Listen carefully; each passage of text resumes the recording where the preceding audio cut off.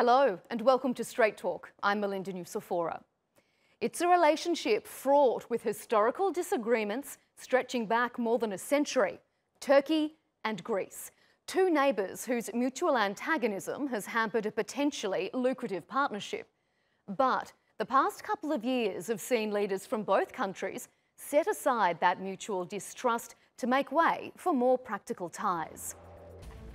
And that was on full display during Greek Prime Minister Alexis Tsipras' visit to Turkey. His meeting with Turkish President Recep Tayyip Erdogan in Ankara, while cordial, had numerous sticking points looming in the background. One was Turkey's extradition demands on suspected FETO members who fled to Greece after the failed 2016 coup. Our expectation from Greece is not to be a safe haven for members of terrorist organizations like FETO, PKK. We expect more cooperation from our neighbor. For his part, Tsipras stressed the importance of having an open communication channel with Turkey to resolve differences, including disputes in the Aegean Sea. On his second visit to Turkey in 4 years, Tsipras' highly symbolic trips to Istanbul's former cathedral, the Hagia Sophia, and the 19th century Greek seminary raised hopes that ties could improve further. But the Greek leader faces a tough election back home later this year against an opposition wary of his overtures. To examine this relationship a little closer, I'm joined by Emete Guzeli, who is the head of the International Law Department at Akdeniz University, and Byron Matarangas, who is a lecturer at the Başakşehir University and a former Greek diplomat. Thank you both for being here. Emete, I'm going to start with you first. How do you think the Greek Prime Minister's visit has played out? The Greek opposition says that Tsipras walked into a trap and that the visit doesn't bode well for improved Greek-Turkish relations. How do you read it? Okay, actually that visit very important and very interesting.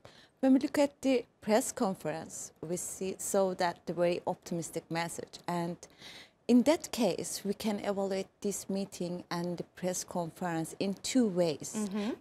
You know that the Greece and Turkey relations based on two approaches, soft security issue and hard security issue.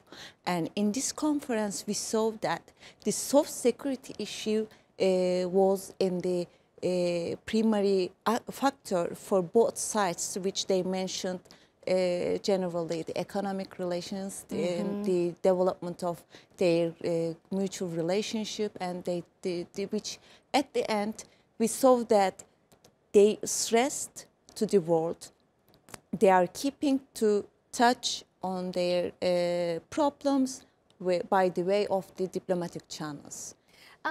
Byron, the two countries have just been in a constant state of tension for so many years now. Tsipras knew that this visit was going to reignite debate with Turkey about issues such as the extradition of the FETO suspects and Aegean Sea drilling rights. So why do you think he decided to come now and risk a potential backlash back home when he's facing elections this year? Well, yes, in May there are elections in Greece, together with the elections of the members of the European Parliament. Well, this party, Syriza party, cares, well, any government cares of the relations with Turkey. Relations with Turkey are very important for Greece. Because Turkey is a neighbor, is a big country, much bigger and much powerful than Greece. And relations with Turkey are number one on the agenda of Greek diplomacy. And there should be a mobility in the relations between the two countries. Greece's interest is to avoid any friction, any tension in her bilateral relations with all the neighbor countries. But certainly, you know, a lot of problems have been stocked, indeed, this is the word, have been stocked up, as if they have been stocked in a storage, in the relations between these two countries.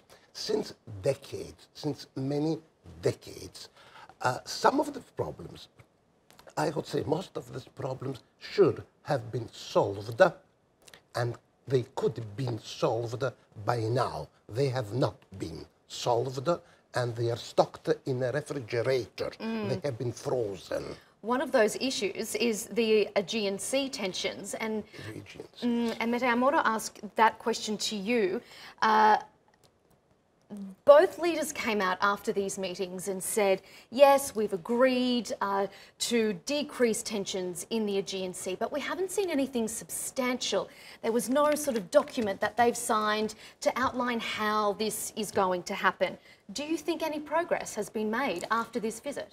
I agree with you. There is no any agreement, only speech was made, but that was another thing. Tsipras mentioned that respecting to international law in Eastern Mediterranean also he mentioned, but President Erdogan didn't touch the Eastern Mediterranean case, didn't touch the Aegean case, because it is so clear for President Erdogan that is very important topic for Turkey, as an at least it's seen existential threat for its national interest, because Turkey always advocate that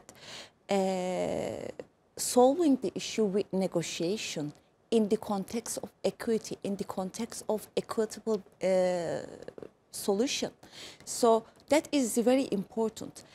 Greece side, Tsipras, try to show that Turkey not respecting actually the international law in Eastern Mediterranean. Why he explained this? Because they claim that Turkey made an invasion in Cyprus and they should withdraw their troops.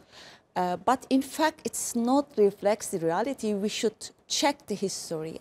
At the end, today, we see Turkish some hydrocarbon activity in the Eastern Mediterranean. And in this case, Turkey using its right as an ipso facto, ab initio, and Turkey is respecting the international law. If we look at the international law, we can say many things about Eastern Mediterranean, because, you know, the Greek side and the Egypt made a draw an exclusive economic zone, then the tension started.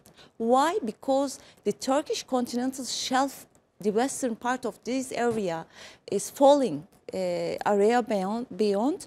So that's why Turkey put its objections to this delimitation. After that process, the Greek side tried to show itself as a single government in the Cyprus, but really it's not reflects, because, you know, Cyprus issue has been going on since the 1986 and until now, and there is no actually single government. So we could almost dedicate an entire show to that topic, couldn't we? There's so much to discuss on it, but I'm just going to move on very quickly, Baron, because I want to discuss Tsipras's criticisms back home that he's received about his overtures to Turkey. He hit back at some of his critics while he was in Ankara and said, but it allowed us to consolidate channels of communication on many levels to overcome obstacles and to be able today to speak of a positive agenda. He's visited Turkey twice, he's met Erdogan on the sidelines of global summits, and he was the first one to call Erdogan after the failed coup attempt. He's obviously building a strong personal relationship with Erdogan. He's communicating regularly. Do you think that this is his key to resolving these past disputes? Well, personal relations between rulers, prime ministers, head of states is very important. Mr. Tsipras obviously tries to have a good contact with Mr. Erdogan, since there is no prime minister in Turkey. He tries to have a good contact with Mr. Erdogan. And Mr. Erdogan is very open. And Mr. Erdogan tried to have a good contact with with the predecessor of Mr. Tsipras, also with Samaras, with Andoni Samaras. And I have to point it out, it is true that since this ruling party, AKP, Erdogan, with Prime Minister Mr. Erdogan, came to power in Turkey, they ameliorated substantially the bilateral relations with Greece. I have to point it out. This is a reality. And another reality I have to point out, because I am a Greek from Istanbul and I'm a Turkish citizen. Also, this government ameliorated the position of the non-Muslim minorities in Turkey. Yes, there are problems which should be solved. Yes, there are problems which are still unsolved. Yes, but the whole ambience changed.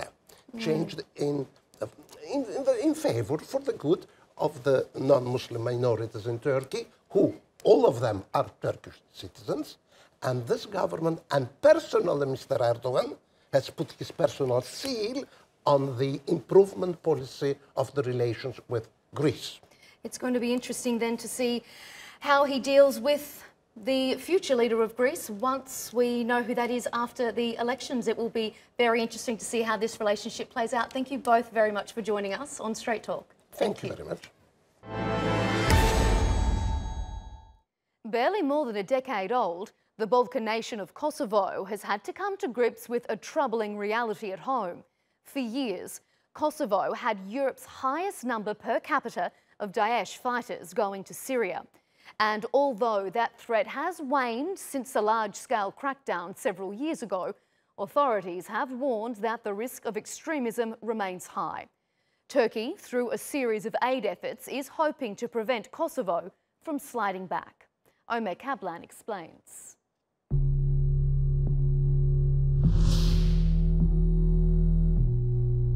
Europe's newest country is in a battle for its identity. Kosovo is trying to confront the threat of extremism. But what's behind this sudden shift in the Balkan state? In 2015, journalist Visa Duki uncovered a network of ideological training camps in Kosovo. They were led by Muslim clerics funded by Saudi Arabia, who pushed a Wahhabist brand of teaching. Wahhabism is a minority school of thought propagated by Saudi Arabia around the world. It is seen as a narrow and puritanical interpretation of Islam, largely intolerant of other Islamic traditions. We did a documentary about the ideological training camps. There was more than 50 young people underage, like under 18, who have been brainwashed in this camp, and some of them died fighting for ISIS too. In 2015, WikiLeaks released Saudi diplomatic cables that revealed a system for funding mosques, Islamic centers, and Saudi-trained clerics that spanned Asia, Africa, and Europe. Hundreds of Muslim preachers were listed on the Saudi consulate's payroll. Imams who propagated messages like this. Obligimi tash është mbi gjithë muslimanët me shkuën xhihad. Ai që ka mundësi me shkuën, nëse nuk shkon, edhe ky gjina është prej gjinave të mëdha. Sensing a growing crisis, authorities in Kosovo acted.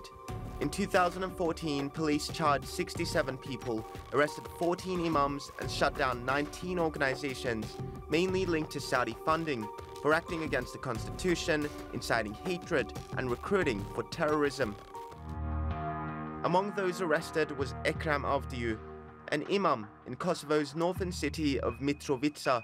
He was arrested on grounds of encouraging others to join terror groups and inciting hatred through religion, but those charges were eventually dropped. First of all, radicalism is not a shame. Me and my friends have been falsely accused of this. My major concern is not what I say or write, but rather how people interpret my teachings. I could be misunderstood, but that's how the world works. Hoping to help to counter the slide towards extremism, Turkey has been strengthening its relationship with Kosovo. The bond shared between Turks and Albanians dates back to the arrival of Ottomans in the 15th century, and that bond continues to this day, with Turkey being at the forefront of supporting Kosovo's independence. Cultural, political, and economic ties are also strengthening as the people of Kosovo try to move past the horrible memories of war. And for Turkey, one symbol of this enduring bond will be the construction of Pristina's central mosque.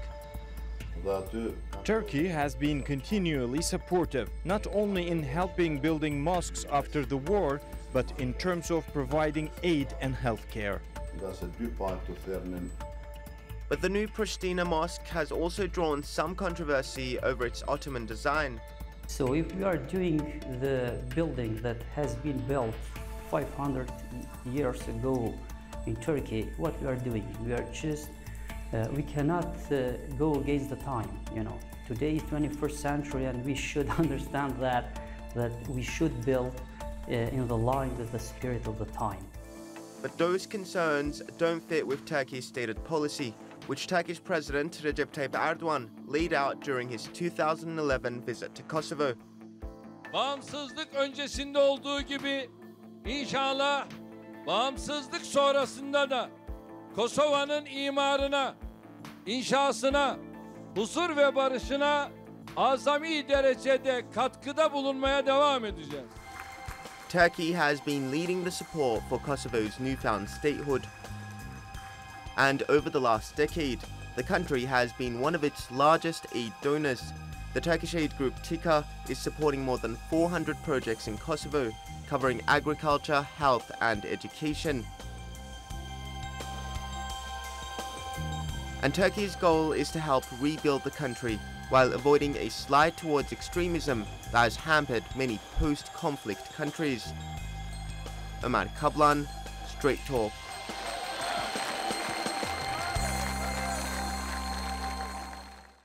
To discuss Kosovo a little deeper, I'm joined by Ömer Aşur, who is the head of the Security Studies program at the Doha Institute for Graduate Studies.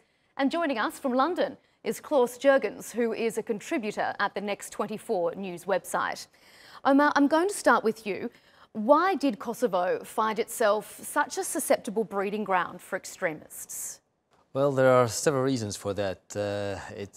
First, Kosovo, if you looked at how many fighters we had in Syria and Iraq joining Daesh or Al-Qaeda, compared to its number of population, so it's the largest provider of foreign terrorist fighters in Europe. Even compared, it's 8 times the rate of France, for example, which has the largest. So why has that happened? Well, there are several reasons. Some of them are demographics. Basically, Kosovo is a very young population. We are talking about over 44% are under the age of 25. That makes them young and impressionable? That's one, but also with a very low educational levels. So 62% of the adult population has low education rates. You have also, this is a male population, 1.1 to 1 female, 1.1 male for 1 female, so a lot of male population. But also you have the lowest human development index in Europe, in Kosovo as well, and it's the poorest country in Europe. Add to that a bit of an investment that happened on the Saudis, especially after 1998. And we know now that the Saudi Joint Relief Committee, which was invested in so many primary schools in the country, about 98 primary and secondary schools, 13 charities, over 100 mosques unlicensed. Most of them were preaching a very sectarian, misogynist, homophobic, xenophobic brand of Wahhabi Islam, which is preached by Saudi Arabia. So there's been an investment on that, and we were talking about a ripple effect from 1998 till probably 2015, 2016, when the government started to pay attention. So we have like all this, the right mix basically. Yeah, it was ripe for it then, wasn't it? To a certain degree, I'm not surprised by that. But also there are ways to deal with this. There's, you can levy that. Obviously, the government now is having a counterterrorism strategies that started in 2018, pretty much modeled on the British counterterrorism strategy. So all the 4 strands, the prevent, the pursue, the protect, and then the responses. So it's very much modeling the British one. And we'll get a little bit more into that as we move on, but I wanted to take you back to what you were talking about Saudi Arabia's influence. In 2016, that was really one of the main reasons that was blamed for this rise in extremism and radicalisation. What kind of influence and impact do you think Saudi Arabia is having on the community now, currently, in Kosovo? Currently, I think these activities were curbed, but the damage was done. There was no surprise that out of the 11 imams, mosques, basically leaders, preachers in the mosques, the 11 that were arrested because of recruiting foreign fighters and preaching violent extremism, 8 of them were educated in Saudi Arabia. Out of the 11. And as I mentioned, the brand of Islam that was being promoted, it's very different from the local Kosovar Islam, which is very close to the kind of Turkish common folk Islam here and in the Balkans in general. It's less, in many ways, it's very different from the whole Wahhabi worldview, which is very, very xenophobic in a way. looking down on the other, very misogynist, very xenophobic, basically. And then the idea of violence is very close to it. There's a legitimization of using violence against the other, being religious and so forth. And that was invested in because there was money behind it, and the money came from Saudi Arabia, whether it with official or with non-official, with no official approval, but it came, and the damage was done, and we tried to do years and years of damage that was done in Kosovo, and the poverty and the underdevelopment and it's a post-conflict society in many ways. All of that helps because some of the recruits that we know had some significant guerrilla military training before, so they all this helped them to create the current situation. Klaus, I'm going to throw it over to you in London. You've just heard Omar talk about trying to undo some of that damage and what damage has already been done. What role is Turkey playing in trying to temper that Saudi influence in Kosovo? Well, first of all, good day. Thank you for having me. I would start by saying that Turkey is actually exercising a very positive approach. What my esteemed colleague just mentioned from the Saudi Arabian side, I think Turkey is doing exactly the opposite. Turkey is indeed engaging in investments. Turkey is having a kind of soft approach in what some of my colleagues in the media recently discussed, that Turkey is engaging in a form of neo-Ottomanism, wants to put Kosovo under its rule, wants to engage in untoward influence. I would wholeheartedly disagree. Foreign policy is, of course, always about promoting one's interests, but I refer to Turkey's foreign policy as a kind of 360 degrees foreign policy. And Kosovo, due to the history, due to the Ottoman history, yes, indeed, close links, close ties. But this doesn't mean that today Turkey wants to colonize Kosovo. Exactly to the contrary. And I'm not only referring to the setting up of plans for a new mosque, for example, which made, of course, headlines outside Turkey and Kosovo as well. I'm talking about investment. I'm talking about various industry sectors, only to mention construction, and exactly what my esteemed colleague just mentioned: poverty, education, jobs for young people. And of course, when we come to de-radicalization, once you have a stable country and a stable democracy, once you have opportunities for young people, men and women, the danger of radicalization, hence Turkey has not only this aim of supporting Kosovo, but at the same time will do a great job in actually helping to de-radicalize young people who ill-fatedly want to engage in terror. When you talk about yes, this please, investment that Turkey has been making in Kosovo, though, you did allude to it there. There have been some criticism about this being sort of a soft power play. You can understand why maybe it is being criticised in that respect, can't you? And how do you see it so differently?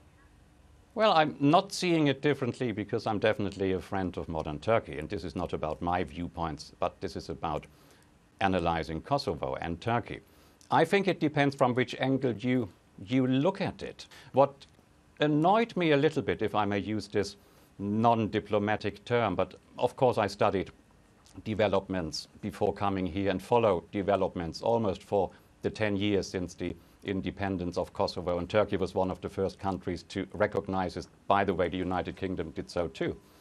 If you compare the 10 years and the attitude of Turkey towards Kosovo, taking all 500 years of Ottoman rule into account, taking into account 95% of the population are Muslim, taking the fact into the account that there is, of course, an Albanian element of history, which always has to be remembered, I think it is only normal that Turkey engages in, you mentioned this soft dimension, I call it a positive soft dimension. It would not be possible to do it unless the government and the people in Kosovo actually want it. There were two points for consideration recently. Should the architect for a new mosque use a design which is basically a copy of a Turkish design? Should it be local architects, and there were indeed questions about the arrest or extradition of a number of terrorists wanted by the government in Turkey. Yes. It's going to be interesting to see how that does play out now and how Kosovo does deal with that. But we're going to have to leave our discussion there. Thank you both so much for joining us on Straight Talk. That's all for this edition of Straight Talk with me, Melinda Nusafora. If you have any comments, do share them with us on Twitter with the hashtag Straight Talk. Also, don't forget to subscribe to our YouTube channel. Until next time, take care and goodbye.